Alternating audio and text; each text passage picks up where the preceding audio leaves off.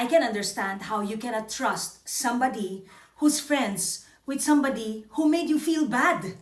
Ito na nga yung pinag-uusapan natin kung kailan lang, di ba? Pwede mo ba maging kaibigan? Ang kaibigan din ng taong nanakit sa'yo. At ang una ko ngang sinabi ay hindi.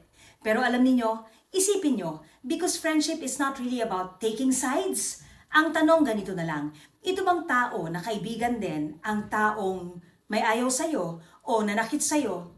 Can this person not add drama to your life?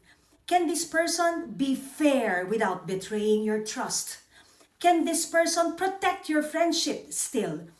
Can this person respect your boundaries? Gagalangin ba nitong tao na kaibigan din ang taong enemy mo na tinatawag?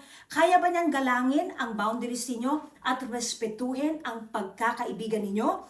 Kasi kung kaya naman, then well, okay. Kung mapagkakatiwalaan mo naman, I guess, mag-iingat ka lang, medyo didistansya ka lang, at dahan-dahan lang. Because friendship and loyalty is not really about taking sides, but learning how to protect what is already there and not adding any more drama to your friendship. Think about that.